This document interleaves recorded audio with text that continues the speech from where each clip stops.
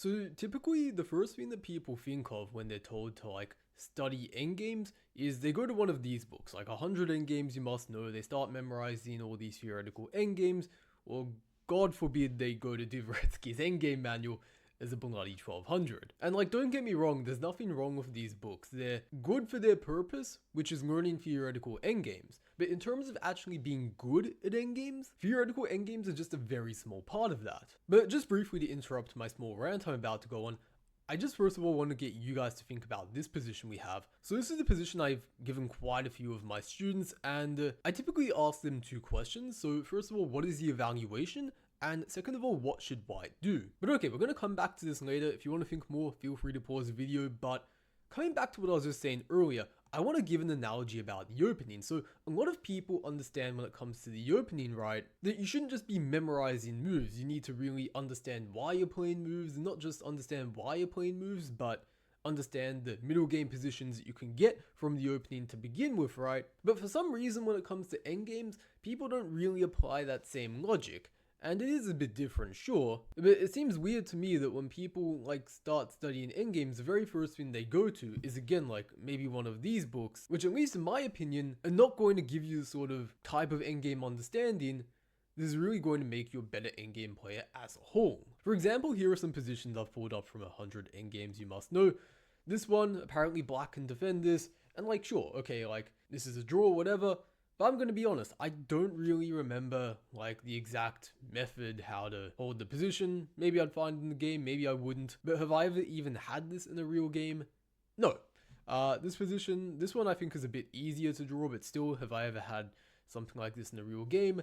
No, right? And the probability that you're going to have like any one of these endgames actually occur, quite low if we're being honest. Does that mean you should never study them? Also no, but what's going to give you a lot more leverage in terms of improving your just endgame ability in general is improving your like more holistic understanding of what it looks like to play a good endgame, if that makes sense. And in this video I really want to go over one of the most common misconceptions I see in the endgame that I think is a big flaw in a lot of people's sort of endgame understanding, if you will. But I first of all want to talk about a bit of a painful lesson, how I personally learned this myself, and this came from the 2018 Australian Chess Championships. This was my first ever time playing in this tournament. Prior to this, I'd played in the Australian Reserves in 2016. Was not strong enough yet to play in the championships, but this time I qualified despite not reading the rating requirement. They let me in anyway because they thought I had potential or something like that. I was the second bottom seed though, and despite what a lot of people might think about like, oh, that sounds like really terrifying and stuff, it's actually a lot of fun because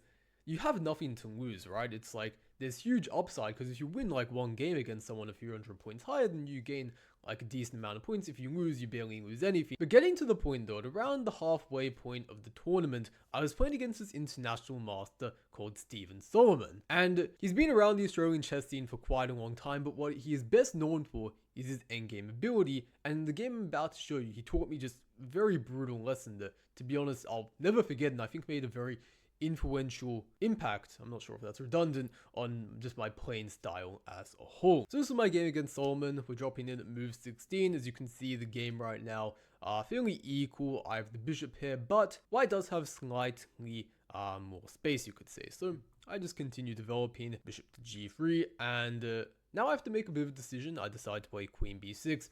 And this is completely fine so far, what we're seeing, but we are initiating some contact between the queens. It's not really in white's best interest to take, actually, even though on the surface level it looks like you're doubling the pawns. You can't really ever move the rook here and attack these guys because then you're going to hang a2. Well, I guess you could do that, but you're certainly not going to be gaining any sort of clear advantage from that. And not to mention, maybe I could even go b5, try to play more ambitiously, and just try to win white's a2 pawn without losing my b pawn. But what happened in the game was not that, of course. Knight to e5 was played. And this was where I was under the tiniest bit of pressure and I already started to crack. So probably the best move in this position would be to play something like bishop to c6. If I try to defend the bishop with like one of my rooks maybe, and maybe let's say rook a d8, then I'd probably run into something like bishop to h4. That'd provoke f6 and that'd start creating a fair bit of weaknesses which I probably wouldn't want to allow in my position. So what I probably should have done was after knight e5 play bishop c6, and again, if takes, this pawn structure is fine. I'm welcoming him to undouble my pawns for me and get my open rook on the a file. And if after bishop c6 he takes like this, well, I can just take with the queen now. And okay, I've lost my bishop here, but I have pretty clear play against these hanging pawns. It's difficult to really advance c guy because this guy would hang, and very likely I'll just be able to put up a blockade on the light squares maybe, and long term this is going to be a bit of a weakness. So I'm not super sure what he had planned after bishop c6, maybe he was just going to keep the tension a bit longer, but we'll never know because in the next few moves, I basically just started freaking out. Not really, I thought I had things under control, but in hindsight I do find it a little bit cringeworthy what I did in the next few moves, which first of all was I took on b3, and I helped open the a file for his rook and improve his pawn structure, because notice that this is like two different pawn islands, and now after he takes back, this is just one pawn island. Then I took on e5 because at this point, again, this is still annoying. Well, first of all, I can't use that rook because then a7 would hang. If I use this one, there's probably bishop h4.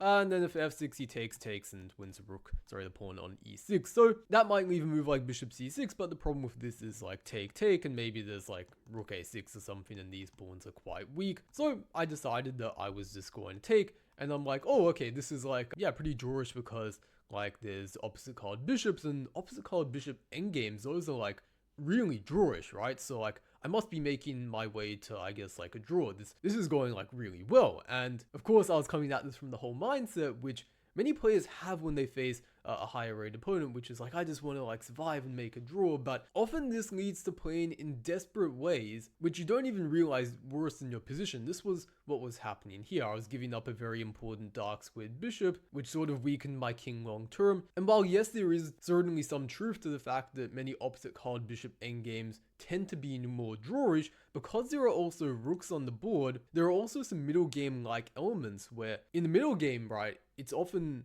well known that the side who is attacking when there are opposite colored bishops has the advantage, just for the simple reason that like our bishop, right, it's not like a dark squared bishop can't just like come and neutralize this bishop from participating in the attack. And for that reason, if you're on the defense, it can often sort of seem like you're down a piece. And so in the space of a few moves, I pretty much forced myself into a position which was pretty much equal to one where not only am I going to have pretty much no chance to win, but I'm going to have to fight a very long game to try and hold, because the only person who actually really has a real plan from here on out in the position is unfortunately white. And we're going to see how this looks in a few moves. So first of all, I play a5, h4 happens if I continue with a4, which maybe is possible. There are concerns about like a quick h5 coming though, maybe like take, and before I'm in time to like go take, he's going to play h5 and start making some progress on the king side. I'll probably have to take back the f pawn rather, and maybe that's still okay, but starting to get on a little bit unpleasant. Maybe his plan was to go b4, sort of similar to the game. Actually, yeah, I think he's probably going to go b4, and then if I go h5, he's probably going to go c4, and this is going to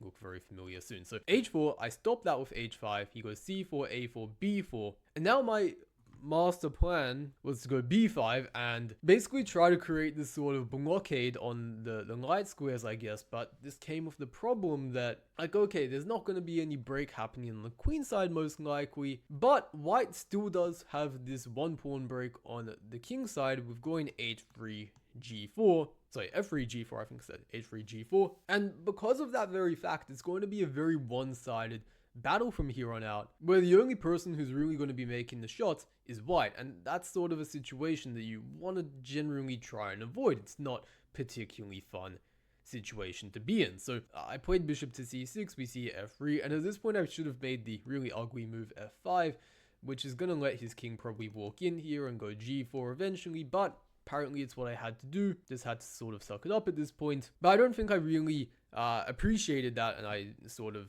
just went king h7. I'm not really convinced yet at this point that my position isn't that much danger. I feel like I can just sort of sit around and hold this easily. So we see some moves. And at this point, white starts walking his king over to the queen side, actually, to just babysit this pawn, make sure he doesn't get up to any mischief. So king h6. And I start zigzagging around with my own rook. And at this point, maybe I should have kept my rook with its eye on the d file, because the moment I swing over here, I sort of allowed this capture when I of course cannot take back with the g pawn because otherwise my rook would hang. So I had to play king takes, rook g5 check came. I have to go back, otherwise like if I take it, there's of course some discovered attacks I need to watch out for. So f4, and this was a really nice play from my opponent where he's again utilizing this imbalance in the position where, because there's opposite card bishops and there's also rooks on the board, there's again that middle game like element of where he can still be trying to attack my king. And indeed you can see if he gets rook a3 and h5 in, that's not going to be good. So I was just barely able to defend by bringing my rook back into the game, but this came at the cost of allowing him to gain another pass pawn. And this is a particularly annoying pass pawn because now I can never actually move my king away, because the moment I go king g8, right, he's going to go h7 check and he's just going to force mate, because if I take, boom, boom, and well, that's mate. So I had to basically stay put, but the problem with this is now he can start walking his king in, and there's just not very much counterplay I have at my disposal. My a pawn's blockaded. He has two passed pawns. I can never move my king pretty much. Well, I guess at this point I can start to consider it slightly more, since h7 doesn't exactly lead to mate, but it's always going to be in the air. He can always like move his king out of the way and then move the bishop back to that diagonal. And okay, this is how the game sort of concluded. I think I was trying to, get in some cheapo here, like here f5, sorry, e5 check maybe, but he stopped that. And yeah, I think if rook a7, then like c6, c7 was allowed, so it wasn't much I could do at this point, and pretty much he, just started to bring his rook in. I decided to resign. I was just in complete agony at this point. It was like maybe a 4.5, 5-hour game where I was just like defending. But from this game, right, there were really two very important lessons I learned. The first one was like, more trades does not equal more draws. And now many times it does, but so many players are stuck in this false sort of way of thinking where they just like mindlessly chop off pieces and then like they sort of expect it to be a draw. But especially as you start playing stronger, more experienced players, they're really going to teach you a lot of brutal lessons in the endgame, showing you that that very often is not true. And the second lesson is, in the endgame, every single imbalance counts. Use them. And I'm going to show two more games in the remainder of this video, where this time I was actually on the winning side, showing how I took away some of these lessons and I guess you could say sort of integrated them into my playing style. Not that it was necessarily that I did it consciously. So this is a position I showed earlier, right at the very start of the video. There were two questions I asked, of course. First of all, what was the evaluation?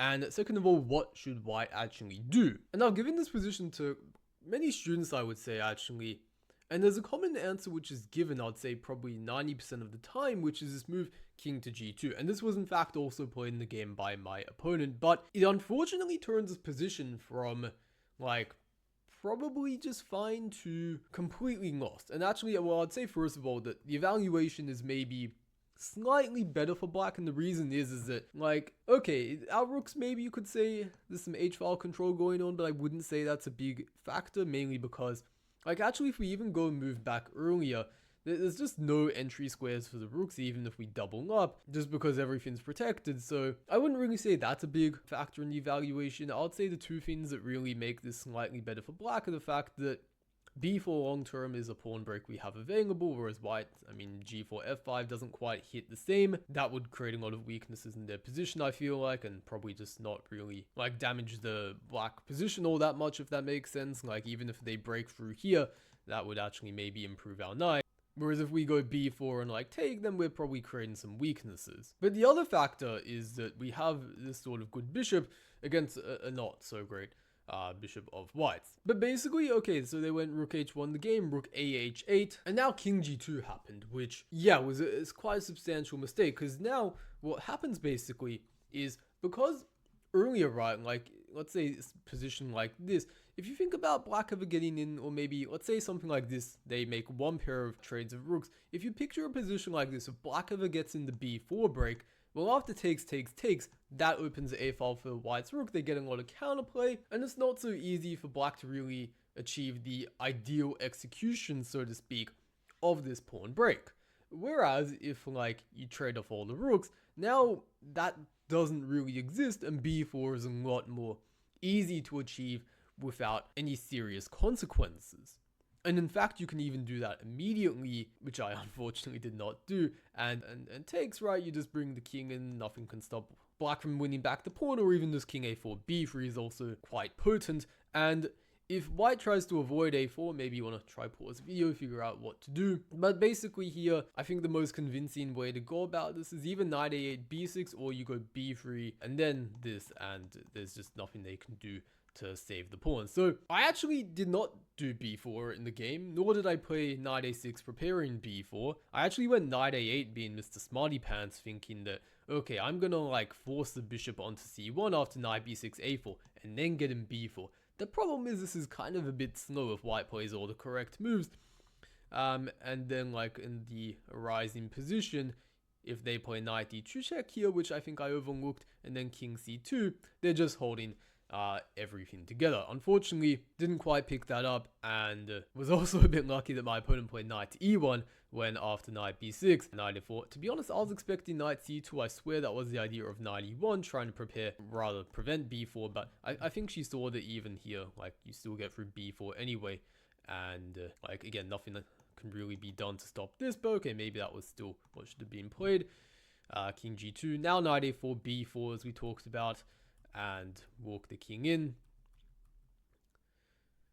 But eventually, because white's pieces are just so passive, she sort of ended up in Zugzwang and was able to, okay, she probably could have defended a little bit better around this point, but this is not the main subject of why I want to show this game.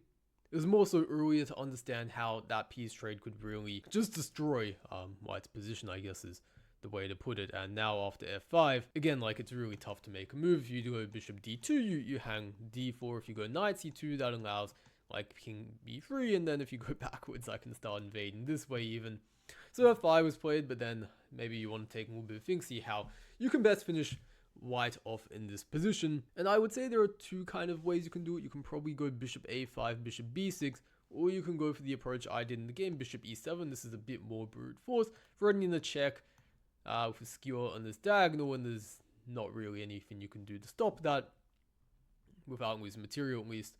And we have the following forcing moves, and yeah, I think she resigned after this because knight exchanges force, and then the pawn endgame is of course just winning. And for the final example of this video, this was a game I played last year. The other game was actually, I think, 2020, and that was when I was still living in Japan at the time, but this was last year here in Sydney. We were playing in the State Open. This was round 2 of the tournament, and this was also a double round day, so I was a little bit tired by now because the first round I also was playing an endgame which I had to grind out. And this time, after knight c4, attacking my bishop, I want to keep the bishop pair long term, which we're going to see actually plays a very important role in this game. Queen to b6. I actually didn't really expect this coming, but it's again very typical of a lot of players at this sort of maybe level when they're a few hundred points lower than you, that they're like, okay, I'm just happy with a draw. If I can just exchange the queens off, this will make my life a lot easier. I can just draw, go home. And what's really difficult here is there's not really a good way that white can avoid this queen trade, because if like queen c2, for example, this queen b2 and the b2 pawn hangs, and I don't think I really want to allow my pawns to get doubled like that. So after queen takes b6, here's the option. He thought a little bit here, I think, about a takes b6, but at the end of the day, he just decided, okay, I'm just going to keep my pawn structure nice and clean. And this endgame is interesting because probably compared to the others, this is like the others we looked at today, this is the most like dead, equal looking one that it looks like, okay, like how are you gonna pull this off, right? But the way I approach this, right, was I'm just like, okay, we just need to take it like step by step, play small improving moves. Don't expect like anything too drastic, right? Don't expect to like change the world in your next move. Like, it's just not gonna happen. But what I can do is I can play b3 to start off by restricting this knight. He immediately tries to improve that with knight c8. I improve my knight a little bit, knight d6. We're both just repositioning our pieces a little bit at this point, knight d3. And now this was the first point where my opponent started going a little bit off the rails, and they're still okay, but they gave me a small positional advantage, which I was able to run with, and actually played a pretty important role, I think, determining the eventual result of the game, which is they played a5. When I think they probably should have played this move rook f to c8, just bringing the rook in immediately, and then being able to meet knight e5 with bishop to e8. Whereas in the game after a5, knight e5, if they go bishop to e8 now, they shut in their rook, and I think my opponent didn't quite understand the importance long term of the bishop here, and so they were just fine with letting me take this. Well, if you take with the pawn, by the way, then I think I get like knight to a4, that's a nice outpost. This pawn's also quite weak, and the c pawn long term is a bit of a weakness they have to deal with, so he took for the rook. And like, still it might look very equal, and objectively it should be within that range of equality, but like from a few moves ago where it feels like, you know, there's not much going on, it's very like kind of stale. Again, like, we're gonna take every single imbalance we can and absolutely milk the most out of that is humanly possible. So after knight takes e6, rook takes e6. Well, first of all, what I need to make sure is that I sort of keep the c file under control, but what I didn't really want to happen was like I just go like rook c1, like rook c8 maybe, and then just like invite a bunch of trades. It's tough to say, but personally I didn't think trading the rooks off was the way to go in this endgame about trying to maximize my winning chances. So I was actually okay with somewhat neglecting the c file, at least temporarily, although objectively the computer's going to say like no matter what you do, it's pretty close to equal. So I decided to play a4, I think just sort of keeping the b5 square under control. I could also go bishop to f1 was an idea, but I wasn't a big fan of something like this in the game, I remember, and like having the bishop on b5. My idea of a4 rather, was that now after knight b5 takes, I'd be opening the a file for my rook, maybe the a pawn gets weak, but with just simply b6, that isn't really something I can bank on too much because now the pawn is very well protected. And after knight b5, which I did play in the game, I do sort of allow maybe something like rook c2, but I was slightly lucky at this point because my opponent just retreated. I think maybe instead of this I should have just gone for bishop f1, knight b5 and tried to get a bishop there instead of the pawn. But I think it's very interesting actually to observe what happened this game, where I think because my opponent was like maybe putting me on a pedestal because I'm like a few hundred points higher rated, they were sort of operating from this point of not trying to like go for anything where they might be getting too active, and instead of going for rook c2, which I think is like just the most logical move in the position, they go backwards to c8, which was like really confusing to me, to be honest. And now I'm like, okay, no more chances of you going like rook c2 or anything. But I was like, maybe you get this and like a4, I don't know, maybe that's slightly annoying. But I'm like, okay, and in this case I at least take and I get like an annoying check, and maybe there's like, I don't know, some rook b8 stuff or something like that there. So I was like, okay, we can live with this. But again, none of that happened. He didn't really go for a4 at all. He just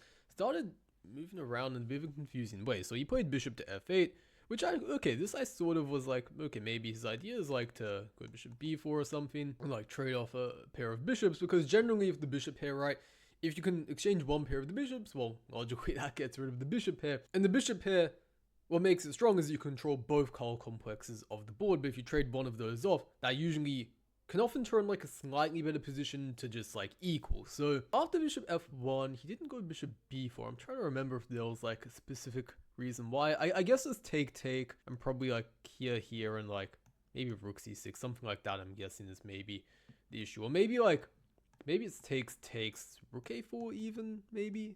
I'm not sure how he can defend that.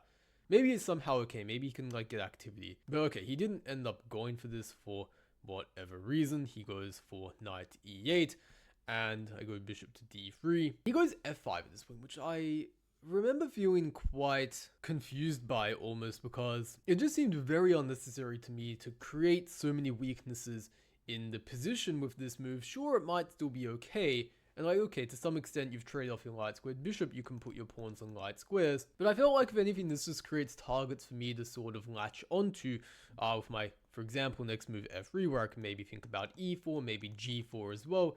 Getting my bishop out this way, for example, was a possibility. King f7, I go king g2. He decides to attack the pawn like this, and because I wanted to like get my bishop out maybe on this square, I didn't just want to saddle it onto the f2 square, so I went king f2.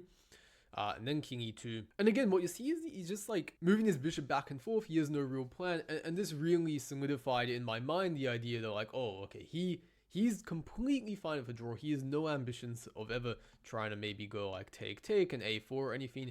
He doesn't want to rock the boat. He just wants to try and again, I don't want this to come off like I'm belittling my opponent or anything like that. But this is just a very common theme I've seen over the years, especially many younger players, and I think my opponent now, he might be 16, 17, but at the time were like 14, 15, I think. Well, okay, this was last year, so probably only 15. the youngest he could have been, I think. But like, I was myself like this again, as I showed in the first game, where I thought like I could just swap off my pieces, like block everything up, and then like make a draw. So if I come off as a little bit harsh, it's just because like I've seen so many people do this, and I think it's kind of stupid. But to a lot of players, this is just how they normally play. So I kind of feel like I need to get across this message that if you play like this, you should stop playing like this, because this is not a way to really play chess. It's just like, it depends on the position, of course, but like in this one, he seemed to be operating under this mindset of like, there's nothing you can do to touch me, when in fact I felt like I had plenty of resources to improve my position, starting with after bishop d6 going to e4, starting to like, if he, well, decides to open things up, that would greatly benefit my bishop here. Okay, I have this on here, and then like rook a b8, bishop c6. And now I can maybe start bringing my pieces over to the king side as well, because things have opened up. I can start switching flanks. But okay, he just kept the tension, bishop to f8. Now I go e5, gain space, restricting his pieces further. He goes bishop to e7, and now you might want to take a little bit of a think, figure out how you can further improve things from here. But I felt this is an important moment, because it's like, okay, I've gained some space in the center, I've got some things under control, but really where my plans were long term was starting to expand on the king side as well. So at this point I go h4, just again really playing on all sides of the board, bishop f8, and you can just see he's just moving back and forth. He has no clear plan, he's just trying to hold on for dear life. Bishop f8, rook h1. Noticing that, like, okay, some people again are like, oh, c-file, can't give up control of that. But like, what about the c-file, right? Every single one of these squares is under control. He's not going to be able to do anything about that. Maybe you can try bishop b4 and hope that like, if I avoid an exchange, maybe the rook infiltrates here or something like that. But okay, first of all, I can take, and then maybe I take, and go rook a7. And if you block, then I get rook h7 and I win material, right? So probably doesn't work out for them, that sort of idea here.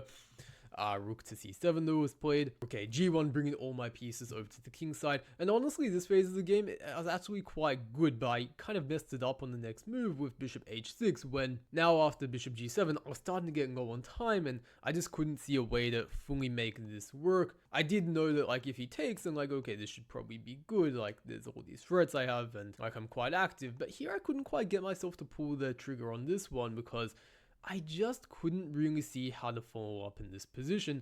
But it turns out, apparently I'm stupid. This is just like easily, maybe not easily, but the engine basically long term wants to play like f4, bishop e2, swing the bishop around, and then do some precise rook zigzagging to like win the game. This is what I have in my notes.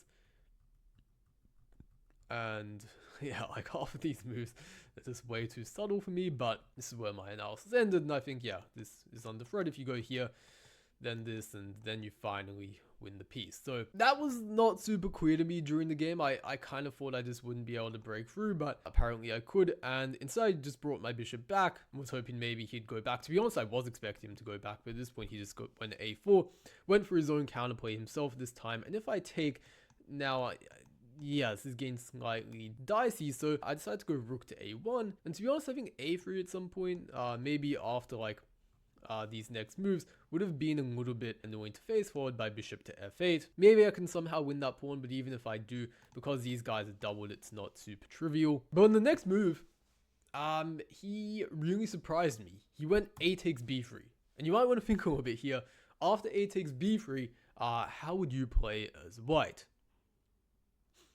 And okay, obviously, by the way, out of all transparency, right, like I did throw a lot of the advantage from this point with this one move. Like this is about plus 1 point something, plus 1.6, and after bishop d2, it goes down to about plus 0.5 again.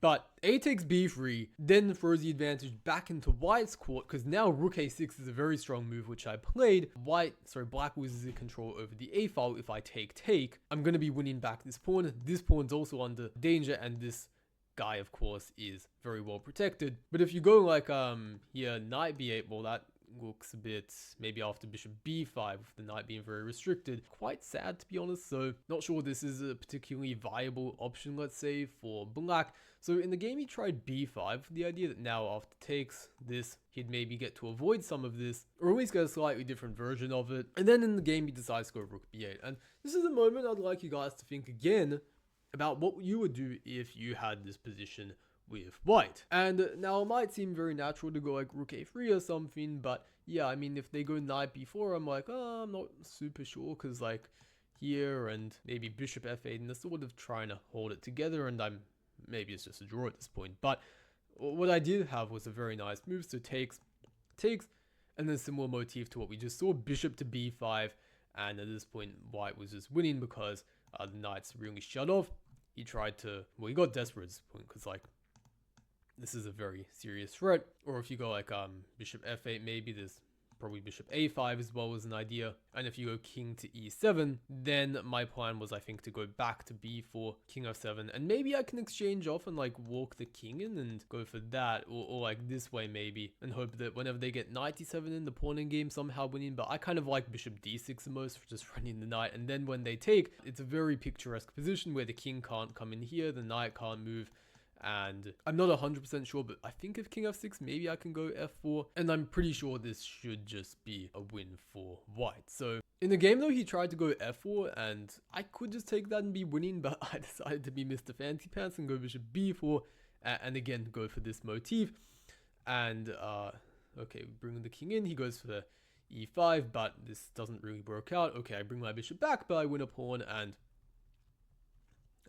end up just basically forcing the pawn through. And I could promote here, but for some reason I gave a check, and then he resigned. And yeah, I was very proud of this. Probably one of the better endgames I have played over the years. And of course, like, my opponent didn't play like perfectly by any means. He didn't probably challenge me the most that he could have, but I felt it quite nicely illustrated the power of the bishop here, just in endgames in general, and also just how, from a more practical perspective, just how many players seem to really underestimate their opponent's ideas in endgames, right? And like, you don't go, I think, zigzagging your bishop around for this many moves in a row, right? Unless you genuinely think that your opponent like can't really do any harm to you, right? And I also think that for myself, I wouldn't have had this belief that like a lot of these positions are winnable, again, unless I had this game I showed earlier, right, where I underwent this like very painful loss, where like I had this sort of rook opposite card bishop position, which I thought was completely dead drawn. If it weren't for that experience, like, I probably still would have went on like going into all these like horrible endgames. Not like horrible maybe objectively, but I probably just wouldn't quite have the same perspective that I have